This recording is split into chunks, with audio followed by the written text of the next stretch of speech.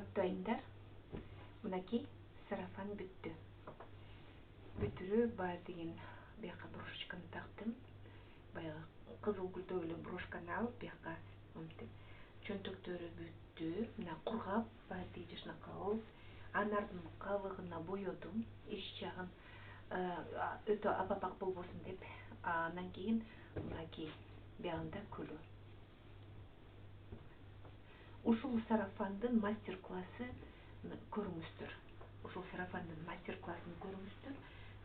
Бул деген аябай жеңил, жылуу, денеге жагымдуу, жакшы сарафан. Гүлүн салып, бияка бүт эметип, сиздерге мастер-классты ушинтип дайындадык. Бул мастер-класс, ушул боло турган мастер-класс сиздерге көргөзүп атылат.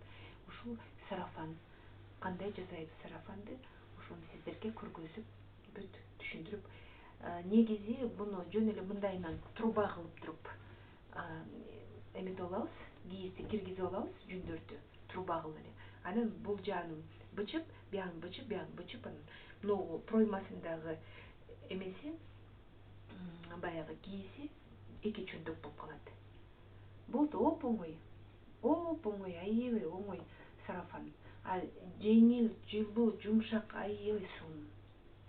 Ошону менен ушул мастер-классты көрүп, оор көрбөңүздөр. Ушул аябай жеңил, аябай оңой болгон сарафан. Ушул мастер-классты көрүп, өзүңүздөргө да жасап алыңыздар. Мен сиздерге азыр сарафанды кантип бычса болот, ошону көргөзгүм келип атат. Мынакей мен ушундай полотно кылдым. Бесшовное. Биягында шову жок. Мындай жөн эле трубада, шову жок. Бул сарафандын арты болот. Гүлдөрү артында болот. Меринос раскладка кылдым. Могундай пряжаны алдым. Кара өңүн бөлдүм. Мынакей бул бөлүнөт. Кара өңү кызыл өңдөн, мындай кызыл-тазыл өңдөрдөн бөлүнөт. Мынтип кескенден кийин мынтип бөлүнөт, мынакей, бөлүнөт. Кара өңдөгү эмесин, пряжаны ак дүндүн үстүнө төшөп, анан үстүнө мына кызыл жүндөрдү мындайына пряжаны салып, кайра эле ушул эле пряжадан гүлдөрдү жасадым. Эми болсо менин абдан жакшы көргөн сарафаным бар. Мындай сарафан бар. Кантип бычса болот? Мынакей. Бул мага бир аз кичирээк. Ошон үчүн мен муну биягын чоңураак кылдым. Чоңураак кылып, убалкасын кылып, мен атайлап бул полотнону калыңыраак кылдым, кышында кие тургандай кылып. Пальтонун астына кийесиң, жылуу да жүрөсүң.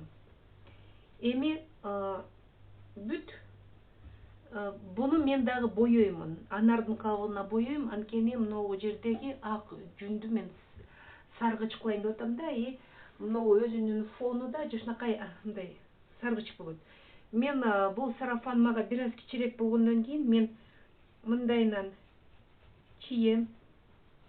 Бул кара карандаш мага көрүнүп эле жатат. Мен мындайынан чийип коем.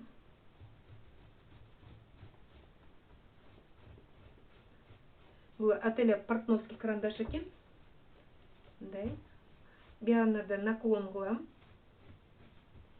Биягына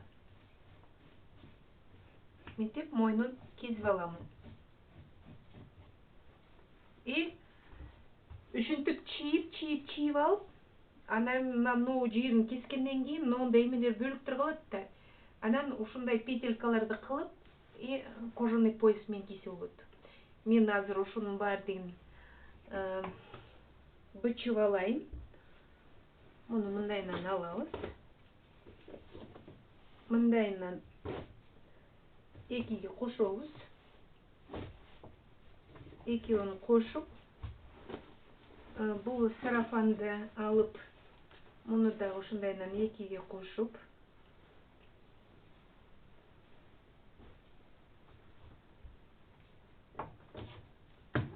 мен жана ченеп алгам. Биягынан кыркабыз.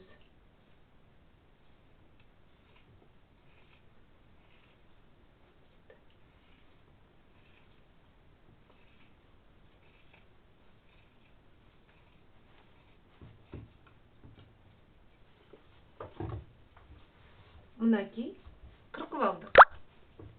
Эми болсо бул жагын дагы ушинтип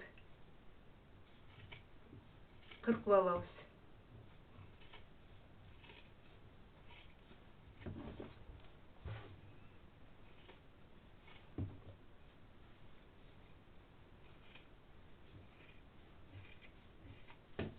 Мынакей.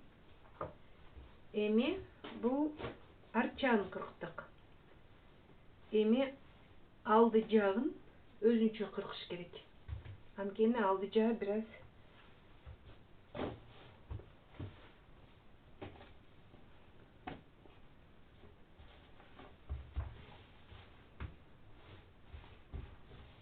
мына көрүнүңүздөрбү? Бул жагы арчагы, бул жагы алды. Мындайынан алабыз. Алды жагын.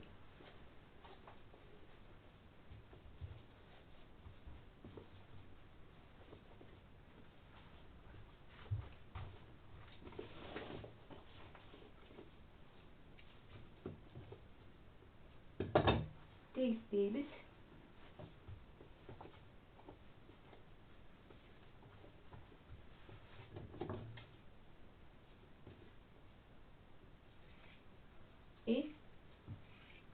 Жакасын тигип алабыз ушинтип.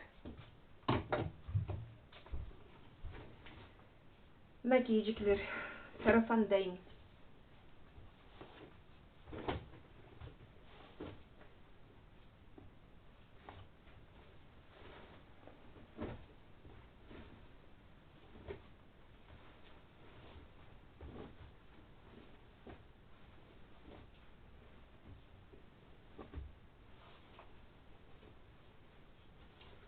Болду.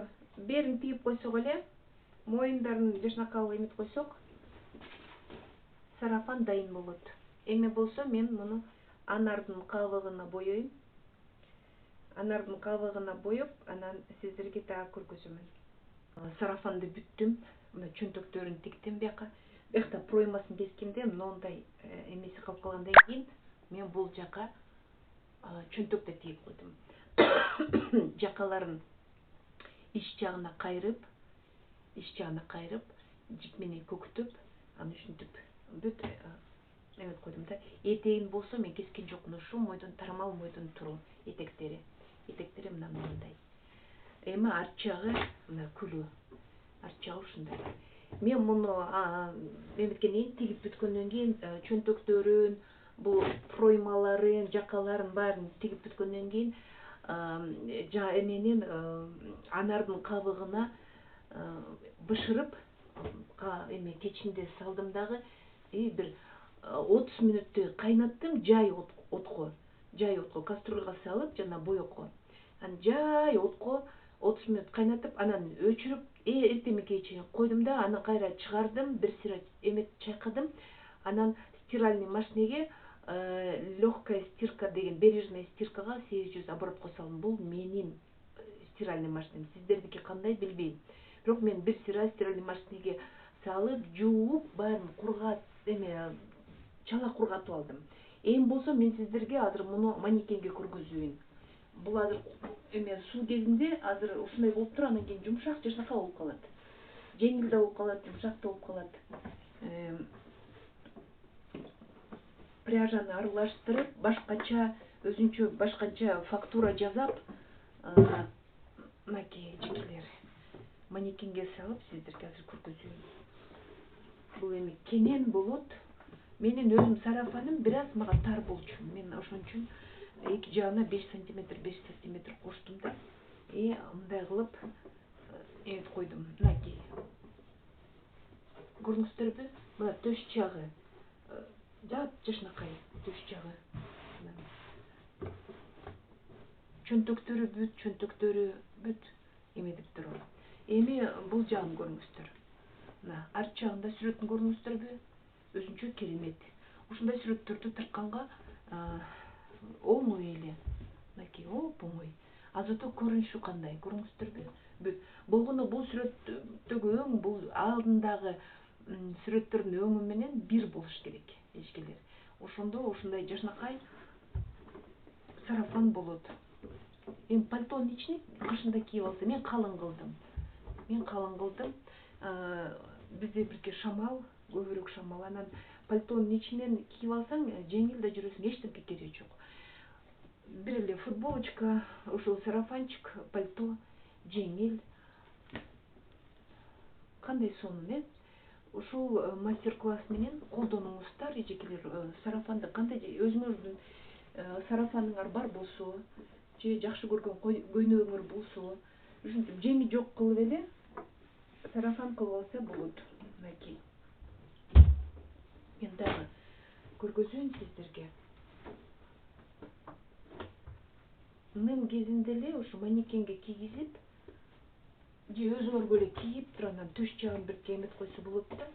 Анан мына жактары мындайынан чыгып калат. Эми бул сарафан кенен болгону менен биягы деле эметпейт. Мен эми чоң размер, төштөрү чоң айымдар болсо, ошолор ушинтип чоюп алса болот да. Эметип. Эжекелер, колдонуңуздар ушул мастер-класс менен. Абдан жакшы. Жеңил, оңой жасашы. Мен мисалы швея эмесмин. Мен кайсы жактан издеп отурмак белем. Ар бир модельге мен швеяга барып, анын же колу бошобойт, же бирдеңке. Ошон үчүн мен өзүм үйрөнүп алдым, ушинтип жасаганды. Жүндө болсо, кээ бир жерлери туура эмес болуп калса, мынтип чоюп, бүтүктөп, оңдоп, төшүн ушулап өйдө чыгарып, эметип, жүн деген өзү негизи аябай эме да, жардам берет, сага кайра жардам берет да. Эч бир мындай кыйналбай жасайсың. Эми мен муну аябай бышырдым. Бул бышты. Бийиси бышты да. Эми жүндөрү мындай түлөбөйт, көп түлөбөйт да. Негизи катышки болот, но мынча көп болбойт. Эжекелер, катталыңыздар. Биздин YouTube каналга, Кыркыз каналына ушинтип биз сиздерге ушундай көйнөктөрдү, ушундай модельдерди жүндөн чыгарып турабыз.